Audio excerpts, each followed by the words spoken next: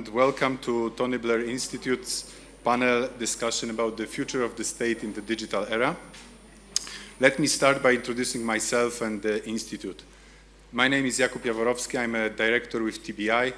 I support government leaders in Southeastern Europe. The Institute is 800 people strong. We work across 30 countries and 4 continents. The Tony Blair Institute for Global Change is a non-profit institution. And since we are sort of a new kid on the block in Delphi, if you would like to know a bit more about us, Nicolas here and Andre are more than happy to provide more information. So as TBI, we support government leaders mainly on 3 things. So it's strategy, policy, and delivery. But we also realize that in the digital era, our advice would lack the edge if we didn't incorporate technology into this. So this is exactly what we would like to discuss today. And in particular, we would like to look into how leaders should react, what should be their response to things like cybersecurity, AI, and topics around developing e-government services. And to help us untangle all these topics, we have today a panel of distinguished guests.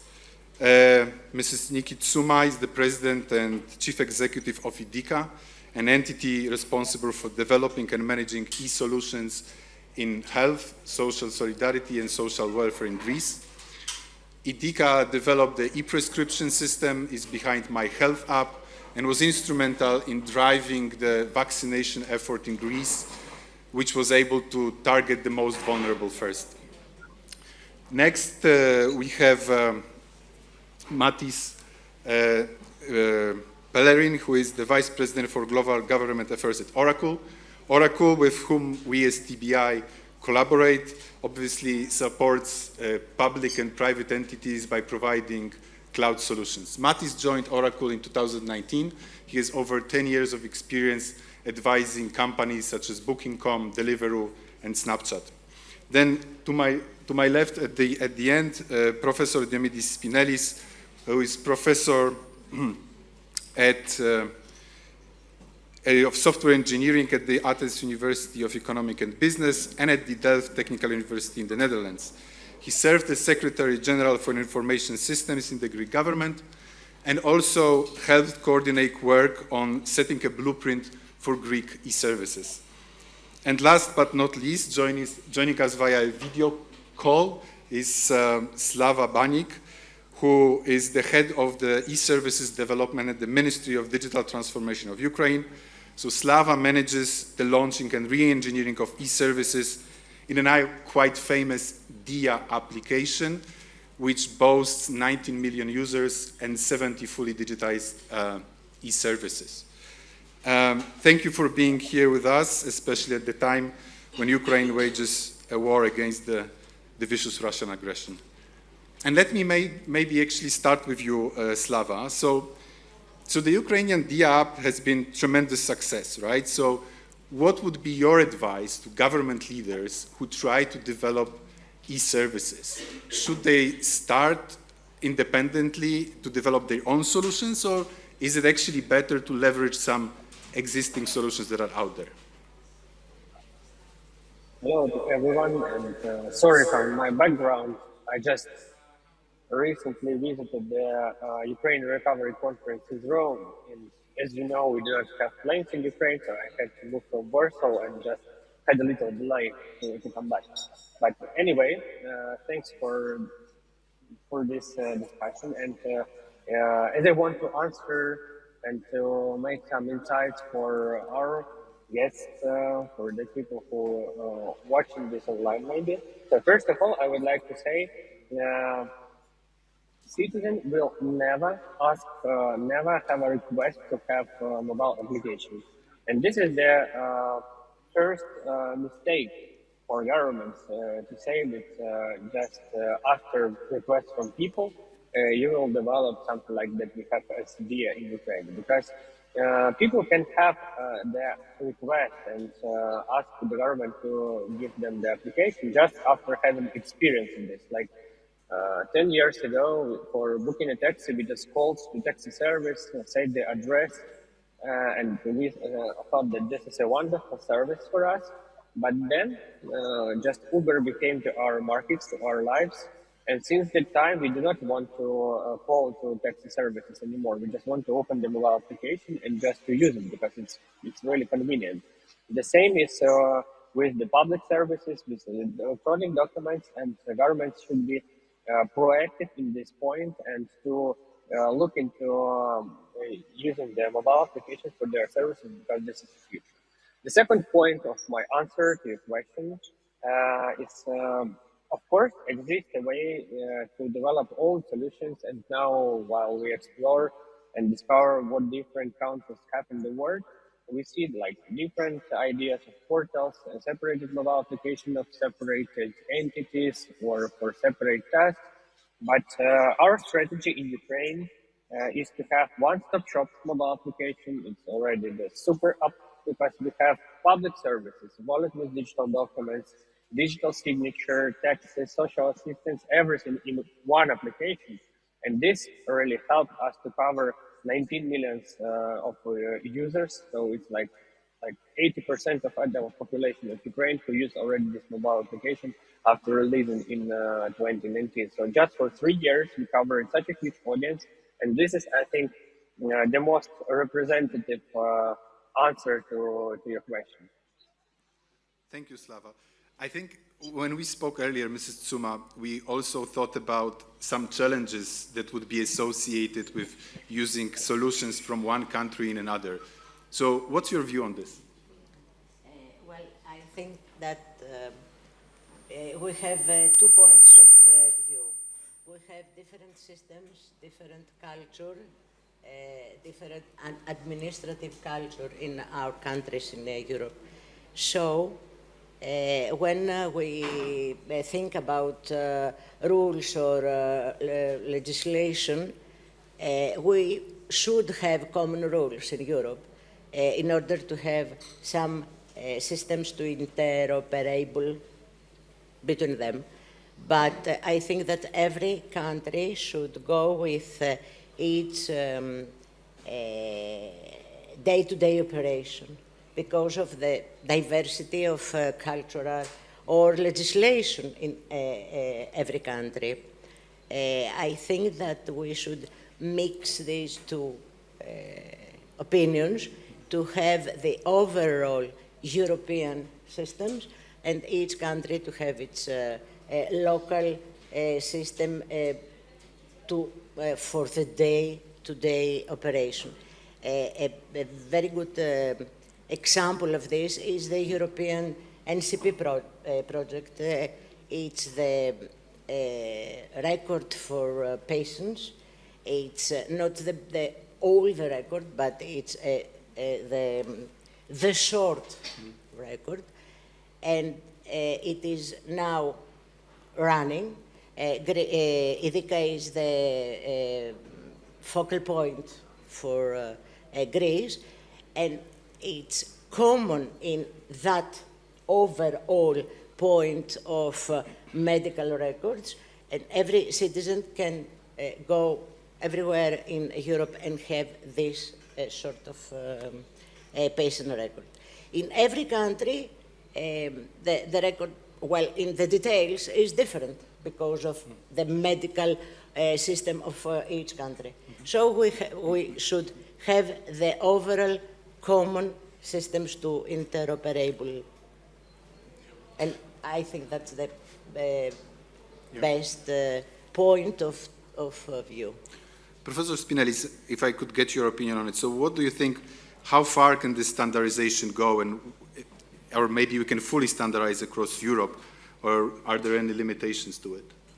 As Ms. Tsouma said, there are specific areas where the countries have their own legislation and ways of doing things. But there are other things that we want to work across Europe. Think of driving licenses, health provision, identification, travel. In these regions, I think there should be standardization, at the very least through interoperability, even better through common systems for utilizing economies of scale. But given the costs of developing something from scratch, wouldn't it be actually make sense to have one application, one portal that we can then scale up in entire Europe? It works like that when you start with a blank page of paper. We were discussing earlier how the vaccination process worked very well in Greece, all were run in a digital form. And one reason this worked well was because it started from a clean slate. So when you have this luxury, yes, indeed, it makes sense to build on it and harmonize. But sadly, for most things, we are working with legacy systems that have been built over decades, and they contain knowledge in them that is accumulated in them. So software is stored knowledge. So there's this legacy issue. So Slava, back to you for one last word on this topic. How would you comment on the challenge of having those legacy systems in place? Few short points. First of all, of course, we all have a legacy, but that is not a problem of the user. And we should have same approach, like to be focused on the convenient services for like seamless architecture for digital documents, people to use their digital documents across different countries, so etc. And the legacy of different systems is just the question under the hood for digital entities in different countries. In addition, the second point I would like to say that our solution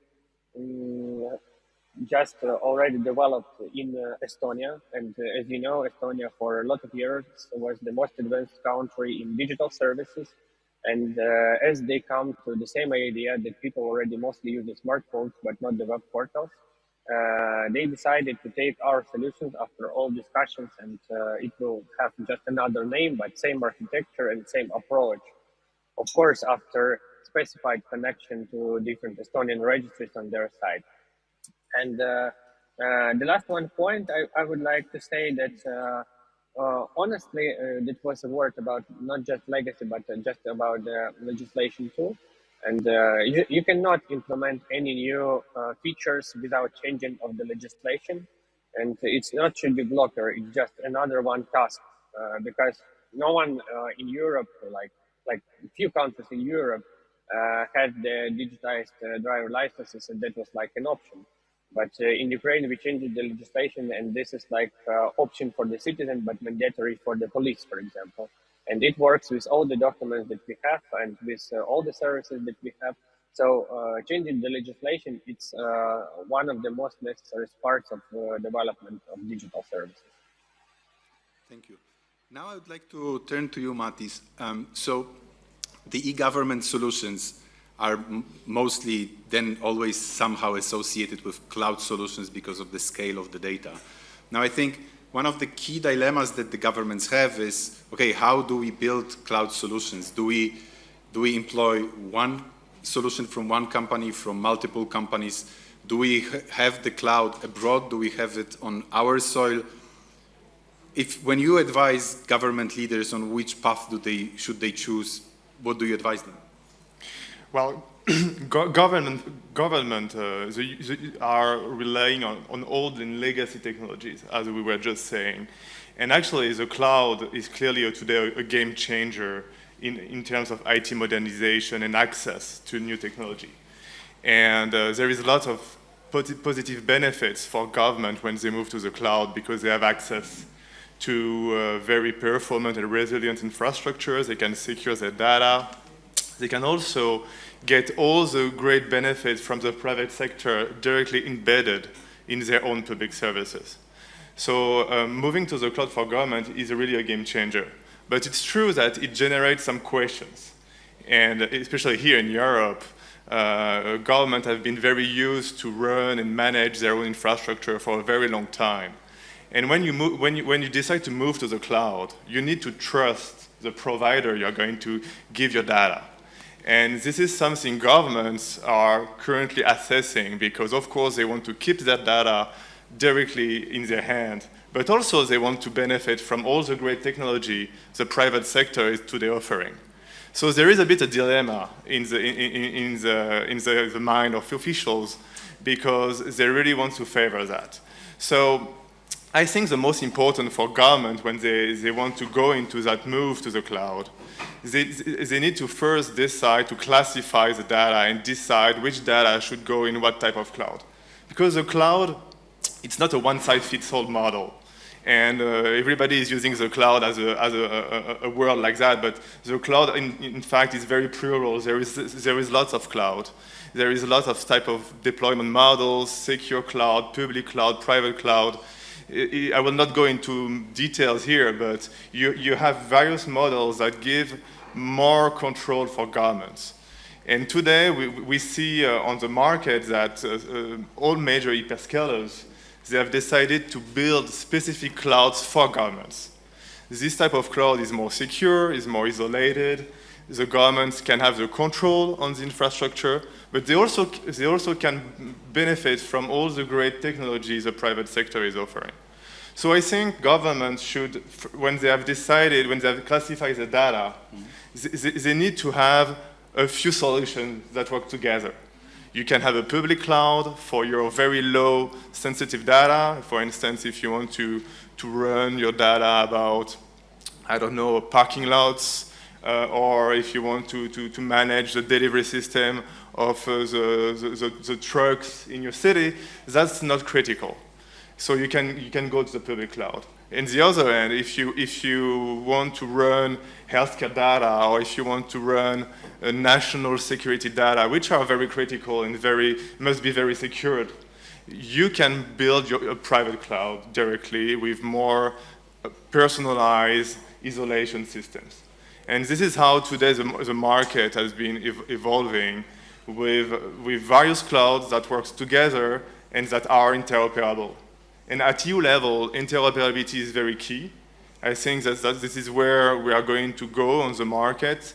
Lots of hyperscalers today have built some products that work together. So if you want to go on Microsoft to run some workloads, you can also go on Oracle and works and put your data on Oracle, and both clouds will work together. And this is very important. And maybe one advice for governments: always go on a multi-cloud strategy. Don't go on a single provider approach, because first you will be locked in with this provider. It won't be efficient in terms of technology, because maybe you want to use one provider for one type of data, and you will want to use another one because this other one is much better for this type of data. So always go on a multi-cloud, and also in terms of cost, it's much better. So everybody win. Mrs. Tsouma, I saw you were nodding when Matthis was speaking. Is this also the approach that you would favor for the Greek e-government? I think that's the right approach for now, at least. I think that multi-provider solution is suitable, and the hybrid model of between public or private cloud and between public sector and private sector is also suitable. It would go depending on the sensitivity of data and how we as government feel about the security matter, and with these slow steps we are going to establish something in years. Thank you. And maybe a bit of a curveball for you, Professor. So the largest cloud providers are obviously US-based companies. So is the choice for European governments simply we need to trust and share the data in the cloud that is managed by US companies, or should Europe try to develop its own cloud? And what would be the implication of trying to build its own cloud? Building your own cloud, first of all, let's be clear, is not something easy. The solutions provided by the large cloud vendors are very technologically sophisticated.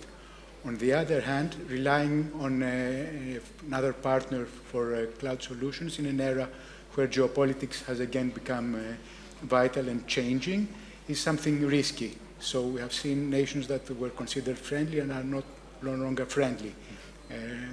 And this is something that we must take into account. So regarding the availability, the confidentiality of the data, if one trusts somebody, even with a cloud located in Europe, if critical components of that cloud are developed elsewhere, that is a risk that must be assessed and controlled. Mm-hmm. Thank you. But let me drill a bit more into this. So as I understand what you said is that the big corporations will always be technically more advanced than whatever we can build sort of from scratch. So then the choice would be, do we take like a top-notch solution, but then have to have strong trust in the company that provides it, or should we build like a European-based solution, fully knowing that it will never be as good as? So exactly, and taking into account the type of data and the services you want to provide. Mm-hmm. Let me add to that the risks that you are taking may not be obvious. We heard about the truck routing example. Mm-hmm. One can bring a city to a standstill if the trucks are not efficiently routed. Mm-hmm. Yeah. So more thought needs to be put into that. And often in IT, good enough solutions are just fine. Yeah, yeah, okay. And Slava, how did Ukraine navigate this, obviously, in the situation of war? Yeah, I'm agree with all the colleagues on this discussion, and what I would like to add that during the war we've got the new lessons, of course, and first of this lesson that was right that we had different separated cloud solutions for our products with copies of data, copies of registries, and backups of the system. The second point is. The second right solution for Ukraine was to allow having Ukrainian data abroad. Because during the war, another country don't want to leak your data and sell it and take fake credits on this. Another country, when this country invades you, as Russia did, they want to erase your data. And we have the case in the very beginning of Russian invasion last year when the missiles attacked the data center with data. So the good solution for us was to have the copies and backups of data abroad that was allowed by Ukrainian laws. And so this is the second point that it's necessary. And it's very nice to have different cloud solutions from the private companies who can handle this even faster with having the necessary infrastructure in another countries.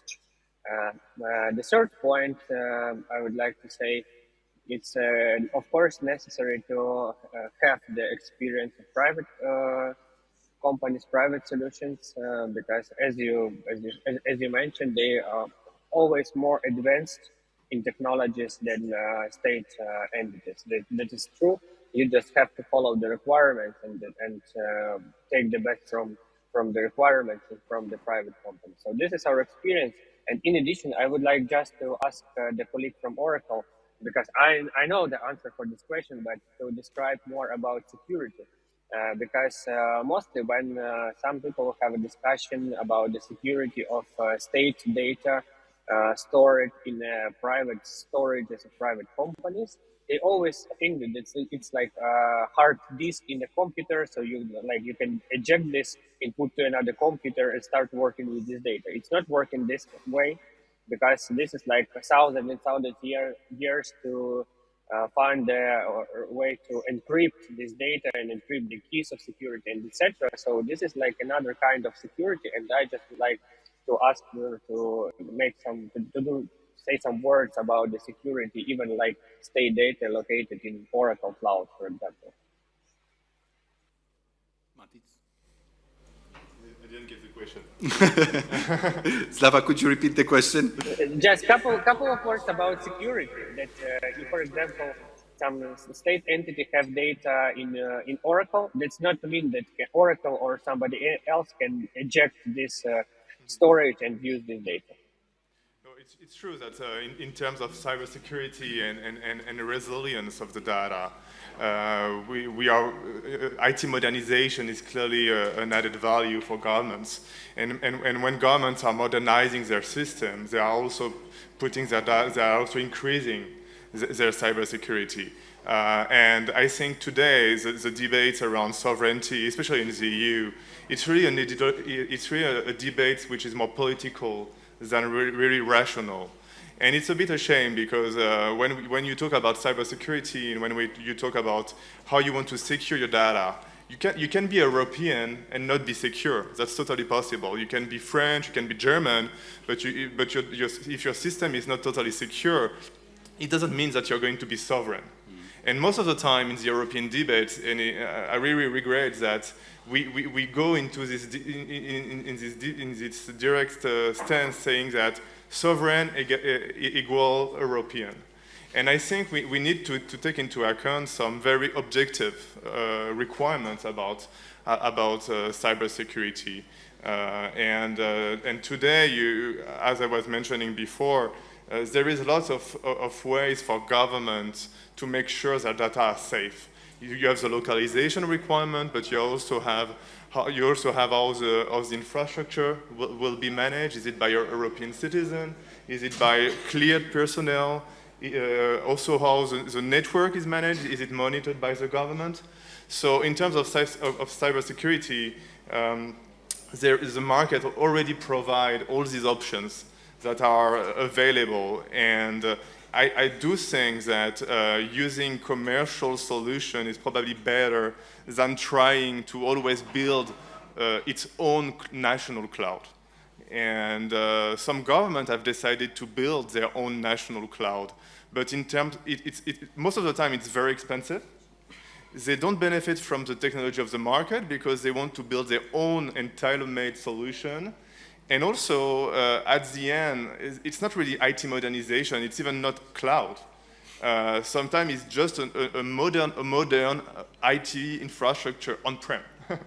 And so I really think that government should always favor commercial solutions. And in terms of cybersecurity, they will also take all the investment which is done by cloud providers. I mean, if you take Oracle, we spend $7 billion every year in cybersecurity in terms of investment. I'm not sure a government here in Europe or even around the world is spending as much. And if you take all the tech companies, Microsoft, Google, Oracle, and others, I'm sure we spend thousands of billions of dollars every year. So I really think that in terms of cybersecurity, governments are not cyber experts, and they should not be cyber experts. They just should rely on people who are doing that as a job. And after they can also use, to give an example, what we have done at Oracle is we are using AI to build autonomous cybersecurity systems. So governments, when they are using our infrastructure, they don't need to manage all the cyber threats. The infrastructure is going to be patched automatically. We are going to identify automatically through AI and machine learning all the cyber threats. It will be updated automatically, and after it will be secured automatically. And it means that for a government, when you have an IT department who was before in charge of doing that, you will save time, maybe you will save money because it will be more cost efficient. And also at the end it will be more secure because if you look at all the leaks recently, it's like in the past five years, all these leaks, data leaks, have been generated by a mistake of someone who has not updated the infrastructure. He forgot to do it, or he made a mistake in the settings. And if you have an AI who does that, you reduce drastically the human error. It's like autonomous driving. If you have a car with driving safely and automatically, probably it's safer than having someone who is drunk. It's a bit the same approach. Thank you. You mentioned sort of the elephant in the room, right? Because for the past month, everyone is speaking about ChatGPT and like nothing will be ever the same again. And I wanted to ask you, and Mrs. Tsouma, maybe if you could tell us, do you see a role for artificial intelligence in providing e-services in the near future? Well, of course. I think that when a new technology arrives, we are all very interesting about it.